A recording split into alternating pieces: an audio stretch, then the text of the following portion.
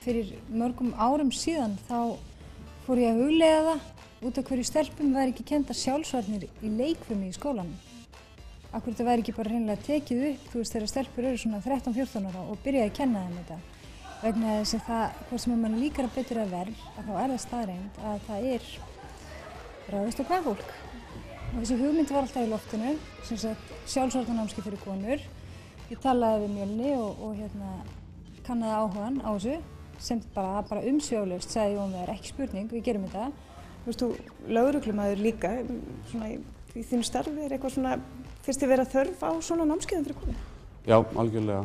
Þannig að þess að maður bara vinnur við það að koma að svona málum, ofbeldismálum, hvort sem það sé heimilisofbeldi, nauðganir eða ofbeldi í miðbæ.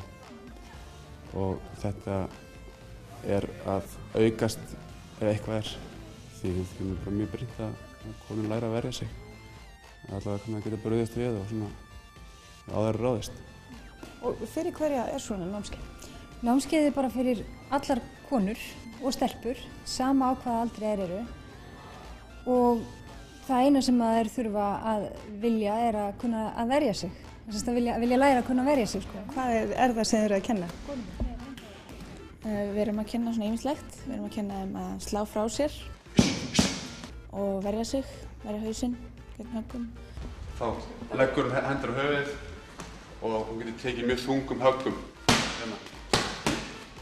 Ein högg, króka.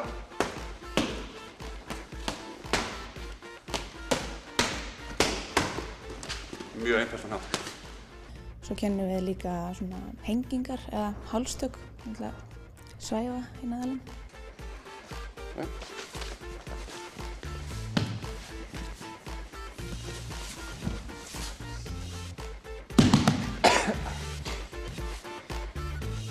Og hnésbörk.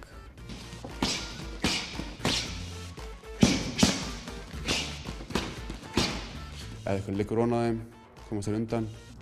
Hvernig sýnum við fyrst hvernig þú getur komast út af þessu stöðu með þess að bara lappirnar bara á mjaðminu hennar, áður en þú kemst ekki nær henni. Ef ég ætla að fara að henni, þá getur þú farið sjálf frá mér hérna, eða bara samt að það bara ítt mig. Sama skapi og þessa stöðu hér, þá getur þú sparkað.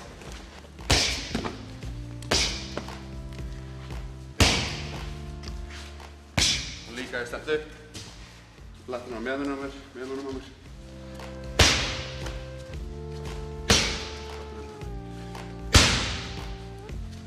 Þetta er slæm staða hérna. Kennum við að sprengja upp.